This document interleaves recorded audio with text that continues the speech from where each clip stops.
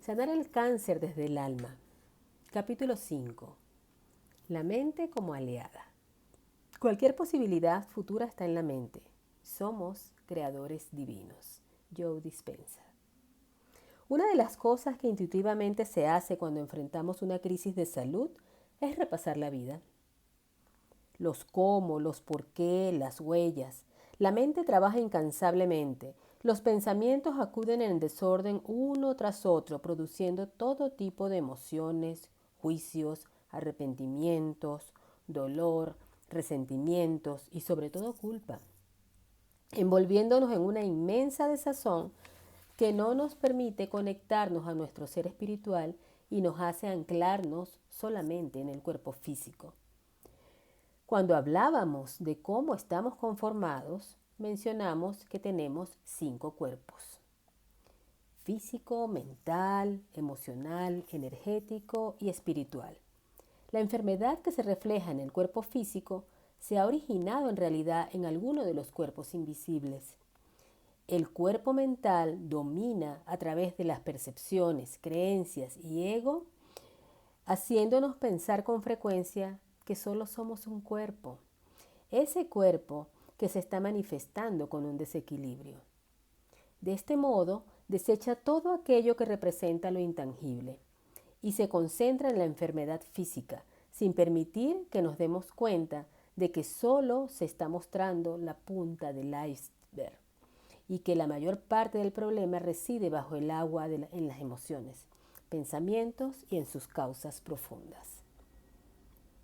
Louise Hay, al recordar su experiencia de cáncer, dice que luego de su diagnóstico comprendió que cualquier método de curación a que fuera sometida no tendría el efecto deseado si ella no cambiaba la pauta mental que le había llevado a la enfermedad. Por muy complejo que parezca, cuando vivimos presos de emociones negativas, cuando hacemos que nuestro cuerpo funcione con los elementos mínimos necesarios para mantener la vida, cuando lo intoxicamos, cuando nos negamos amor, cuando nos posponemos en favor de otros, cuando no nos escuchamos o cuando decimos sí y queremos decir no, estamos haciendo que la materia, el cuerpo, esté a cargo, pues no estamos teniendo contacto con nuestra sabiduría interna, alejándonos de este modo de la salud. Por el contrario, cuando la mente juega a favor y nos permite escuchar los susurros del alma, se generan en consecuencia hábitos, pensamientos, emociones positivas y nuestras posibilidades de sanación aumentan notablemente. Recordemos en este punto que el cuerpo es el vehículo para nuestra evolución de conciencia. Por ello, si dejamos que la sabiduría del espíritu guíe nuestra vida, permaneceremos sanos, creando más oportunidades para cumplir las tareas evolutivas que nos fueron asignadas. En enfermedad, la mente querrá buscar siempre las razones, los motivos que nos llevaron a la experiencia que estamos viviendo. Y en efecto, es posible que encontremos algunas pistas, pero la razón de fondo no será encontrada con facilidad. Siempre quedará una parte impenetrable, una incógnita que está al cuidado del alma, cuyo lenguaje es muy diferente al de la mente. Al momento que Ana decide enfrentar la enfermedad y aceptar su situación a pesar de la angustia, frustración e impotencia que aparecen en oleadas en su torturada mente, puede orientar sus pensamientos al análisis frío del caso. No está en su círculo de influencia cambiar las condiciones adversas que afectan su posibilidad de curación. Simplemente existen. Lo único que puede controlar es su actitud ante la experiencia y la percepción de la misma, pues entiende que la desesperación la priva de la claridad de pensamiento, de hacer una estrategia adecuada, de darle un poco de calma a su familia. Entiende que debe salir adelante, que es momento de probar su fortaleza emocional. Se pone en camino. Cuando aceptamos la enfermedad, en realidad estamos aceptándonos nosotros mismos, lo cual representa a su vez un cambio mental importante y transformador que puede iniciar el camino de la curación. Si una enfermedad nos aqueja y entendemos que encontraremos la salud poniendo al cuerpo al servicio del espíritu, hay algunos pasos que podríamos seguir. 1. Elegir el amor. Asumiendo la responsabilidad de los propios pensamientos, palabras y actos, tratando de aprender de lo que nos ocurre. Hay que encontrar el mensaje, el sentido, el conflicto y una vez identificados, agradecer su enseñanza, perdonarse y dejar fluir. 2. Afirmar la salud y creer en esa afirmación. No tiene que ocurrir de inmediato, ni tampoco hay que crearse expectativas. Pero si estamos afirmando la salud, nuestra vibración cambia y esos cambios tienen un efecto interno sustancial.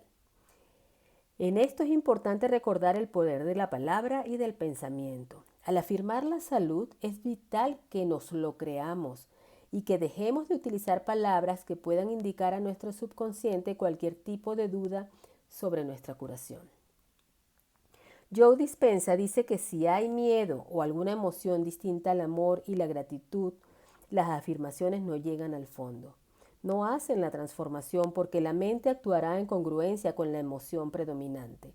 El sentimiento atrae al evento, por lo que hay que crear desde el campo cuántico y no desde la materia aquello que queremos manifestar.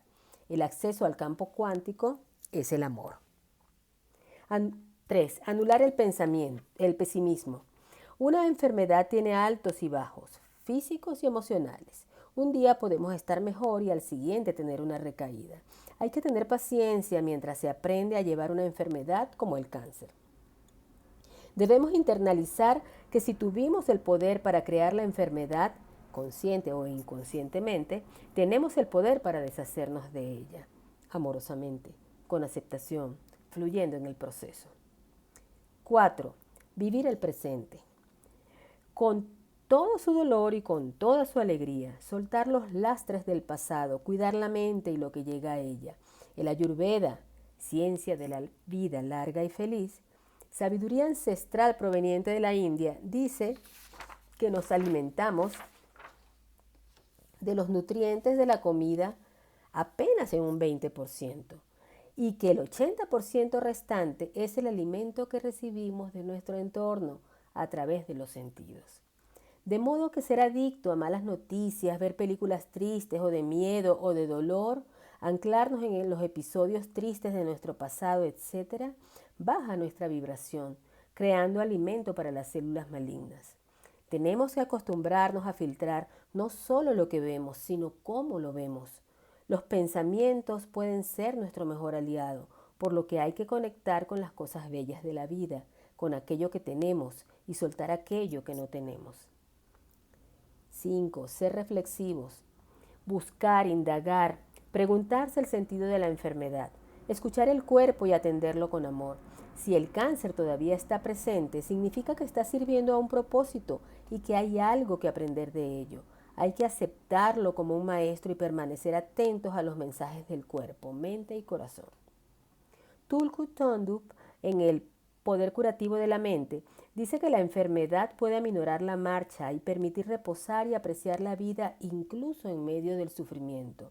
Sostiene que con el descanso del cuerpo y mente podemos recuperar el equilibrio y que si no es posible, siempre la actitud hará la diferencia. Lo esencial es que la mente juegue a favor de la calma, del sosiego, de la entrega, en el buen sentido, y de la convicción de que la enfermedad trae un regalo en sí misma. Enfrentar una enfermedad requiere un enorme control mental que permita discernir entre las acciones necesarias y aquello que no ayuda. No se trata de ignorar las emociones, sino de verlas de otro modo, como algo que puede convertirse en energía curativa. En este sentido, es importante saber que no todas las enfermedades podrán curarse, aunque ellas representan una gran oportunidad de crecimiento personal y espiritual. Un proverbio tibetano dice: la mente es reina, porque percibe, interpreta y tiene la capacidad de modificar la emoción. De aquí que podamos determinar dos tipos de sufrimiento. El natural, que depende de las circunstancias sobre las que no tenemos control, y el autogenerado, que depende de la interpretación que hacemos sobre esas circunstancias. Para hablar de la mente podemos irnos por la parte espiritual de su concepto o por la parte científica de su funcionamiento. Para esta segunda visión, aunque más adelante la complementaremos un poco con la experiencia de importantes científicos, mencionaremos el efecto placebo del Dr. Joe Dispenza. Su enfoque está basado en la interrelación del cuerpo como materia y la mente como causa-efecto. En su libro El placebo eres tú, además de presentar varios ejemplos de casos en que el enfermo sana al creer que está siendo tratado, nos presenta su visión de que cualquier posibilidad futura está en la mente y de cómo la mente puede incidir en el cuerpo o cómo el cuerpo incide en la mente. Quisiera comentar una experiencia que vivió mi profesor Raúl Ortiz Mena en su práctica médica. Estaban estudiando un caso de doble personalidad. La paciente, una señora con problemas emocionales marcados por creencias muy arraigadas, estaba prácticamente desahuciada con el cuerpo lleno de tumores cancerosos. Pero durante los análisis se presentó su segunda personalidad que lucía como una mujer tranquila, centrada y con una mente abierta. Cuando la personalidad B aparecía, desaparecían todos los signos de enfermedad en el cuerpo y cuando volvía la personalidad A, volvía el cáncer.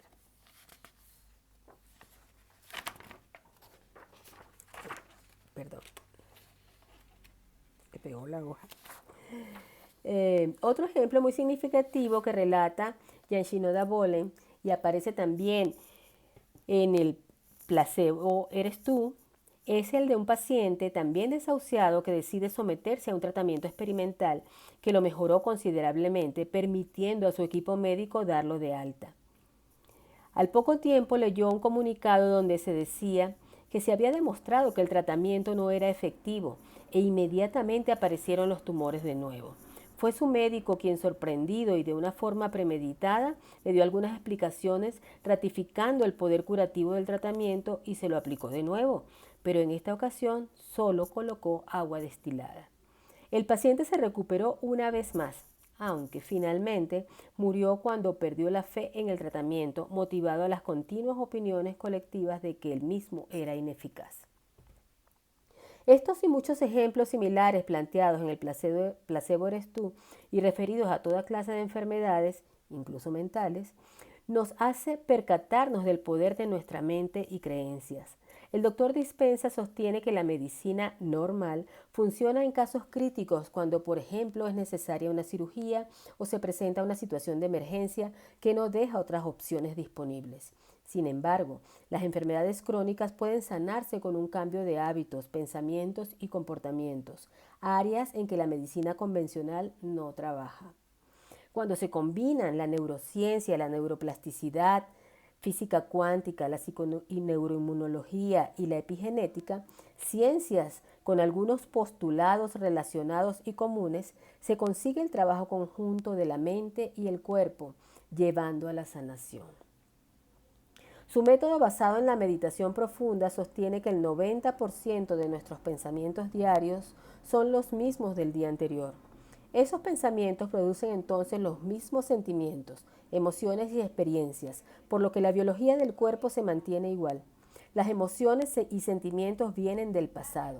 Si nada nuevo pasa en nuestra vida, lo que pensamos vendrá igualmente del pasado, incentivando los mismos sentimientos, y nuestro cuerpo se convierte en nuestra mente inconsciente, llevándonos a vivir siempre en ese pasado, haciendo que nuestro entorno defina no solamente cómo nos sentimos, sino que determine nuestra personalidad. Es este concepto tan extraordinario que derriba los postulados que sostienen que el pensamiento crea la realidad, ya que el hecho de mantenernos en el pasado invierte la regla y hace que la realidad cree el pensamiento. El doctor Dispenza utiliza la meditación como medio para cambiar la frecuencia de las ondas cerebrales, programar y cambiar el estado del ser interior, lo cual se consigue cultivando la gratitud, el amor, el sentirnos poderosos, invencibles. El mismo cerebro que capta a través de los sentidos tiene la posibilidad de captar información del campo cuántico sin la intervención de los mismos y hace que nos convirtamos literalmente en otras personas con caminos neuronales distintos que nos darán distintas respuestas. Dice el doctor Dispenza que lo que separa la mente consciente de la inconsciente es la mente analítica. El estrés nos enfoca en en lo externo, entorno, cuerpo y tiempo, y el cerebro queda atrapado en la sobreexcitación. Cuando nos olvidamos de quiénes somos y nos abandonamos a la experiencia de expansión, nos olvidamos del tiempo y toda la energía de los chakras inferiores sube al corazón, produciéndose un campo magnético que nos hace menos cuerpo y más energía, generándose más frecuencia, más información y más coherencia cerebro-corazón. Entonces analizamos menos y confiamos más, abriendo la puerta a los milagros. Esto se consigue con meditación profunda, la cual no debemos abandonar la práctica hasta convertirnos en otra persona. Una nueva personalidad lleva a una nueva realidad. Cuando nos volvemos conciencia, nos unimos con una conciencia superior y nuestro cuerpo deja de ser la mente. Generalmente recurrimos a estos métodos alternativos cuando la enfermedad ya ha aparecido, pero es mejor practicarlos en salud para procurarnos una vida más plena. Por supuesto, esto requiere de la intención, disciplina, autoconocimiento y tiempo para cambiar cada día en un camino constante de evolución. Dispensa dice que cuando se combina un cerebro coherente con un corazón coherente y se crea desde ese centro una emoción elevada con una intención clara, el efecto se ve en la materia y desaparece la enfermedad. Hay que empezar a crear desde lo desconocido, priorizar y desear profundamente una nueva vida. El miedo se guarda en el cuerpo, no en la mente. Envía pensamientos al cerebro creándose más miedo y más pensamientos de miedo. De allí la importancia de no dejar pasar pensamientos negativos en la meditación. Con ello podemos beneficiarnos de la energía del miedo para convertirla en poder, la ansiedad en voluntad, la preocupación en invencibilidad y así logramos reescribir el programa mental que ocasionó la enfermedad. Quisiera agregar en este capítulo el efecto devastador que ocasiona la forma como nos diagnostican. Si nos dicen que tenemos cáncer y hay que operar inmediatamente o que tienes tanto tiempo de vida, se crea una química interna que nos llena de miedo y aunque digamos que no creemos el pronóstico, ya está sembrado el temor. En cambio, si el enfoque está en decirnos que tenemos el potencial para sanar a pesar de la enfermedad y se proponen opciones, nos llenaremos de valor, seguridad y esperanza. Por ello, la forma como respondemos al diagnóstico es vital para sobrevivir. Por otro lado, si la enfermedad hace que nos sintamos en un estado de supervivencia constante, tenemos un mal enfoque. Hay que salir de la mentalidad de sobrevivir a la de prosperar. Hay que manejar la aceptación. Podemos preguntarnos, ¿puedo estar con esta situación? Si la respuesta es negativa, existe resistencia y no aceptación. Si es positiva, somos libres. De modo que la mente puede ser nuestro principal aliado o nuestro peor enemigo. Calmarla, orientarla, dejar tiempo a lo que nos ayuda a crecer, disciplinarlas con hábitos saludables y ponerla al servicio de nuestra recuperación son las claves para que esté en armonía con el espíritu.